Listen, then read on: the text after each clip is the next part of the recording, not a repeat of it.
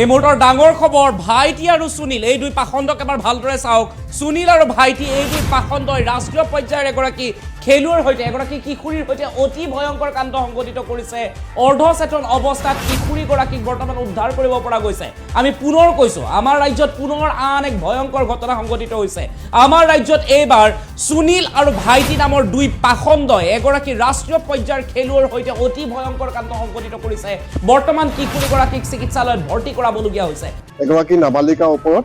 দুজনমান ব্যক্তিয়ে দলবদ্ধ আক্ৰমণ কৰিছে নিশ্চিতভাৱে অতি দুৰ্ভাগ্যজনক আৰু অতি মৰ্মান্তিক ঘটনা এটা তাতকৈ অসহনীয় এটা ঘটনা কাৰণ এজনী নাবালিকাৰ ওপৰত আক্ৰমণ কৰিছে আৰু তাতকৈ দুৰ্ভাগ্যজনক বিষয় এটা যোৱা শুকুৰবাৰে এই বৰ্বৰ কাণ্ডটো হৈ যোৱাৰ পাছতো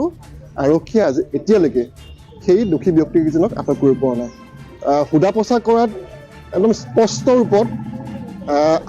যিসকল অপৰাধীসকলৰ ঘৰ তেওঁলোকৰ ঠিকনা আৰু যিখন গাড়ী তেওঁলোকে ব্যৱহাৰ কৰিছিলে সেই গাড়ীৰ এটা বৰ্ণনা দিয়াৰ পাছতো আমাৰ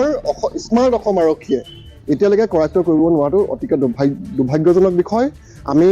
পুলিচ প্ৰশাসনক আহ্বান জনাইছোঁ পুলিচ প্ৰশাসনক দাবী জনাইছোঁ যে এনে বৰ্বৰ কাণ্ডৰ লগত জড়িত ব্যক্তিক অতি শীঘ্ৰে কৰায়ত্ব কৰি গ্ৰেপ্তাৰ কৰি তেওঁলোকক এটা উচিত শাস্তি প্ৰদান কৰিব লাগে 13 আগষ্ট নিশ্চিতভাৱে চাওক এগৰাকী নাবালিকাৰ ওপৰত নিজ হৈছে নাবালিকাগৰাকীৰ যোগ্যতা কি নাবালিকাগৰাকী কি হয় সেইটো পাছৰ বিষয় প্ৰথম কথাটো হ'ল কি যে এগৰাকী মহিলাক অত্যাচাৰ কৰা আছে এইটো অতিকে নিন্দনীয় বিষয় তাৰ পাছত বাকী বিষয়বিলাক আহিব নিশ্চিতভাৱে এগৰাকী দৰিদ্ৰই হওক বা ৰাষ্ট্ৰীয় পৰ্যায়ৰ খেলুৱৈয়ে হওক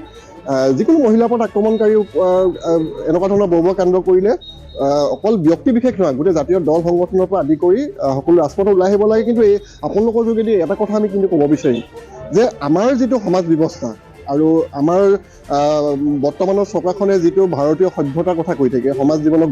গৌৰৱ উজ্জ্বল কথা কৈ থাকে এই সমাজ সভ্যতাৰ ক'ৰবাত ফোপোলা চুপ আছে নহয় আৰু শিক্ষা ব্যৱস্থাটো ফোপোলা চুপ আছে আমাৰ মাননীয় মুখ্যমন্ত্ৰীয়ে যিমানেই দাবী কৰি থাকে অসমীয়া সমাজ ভাৰতীয়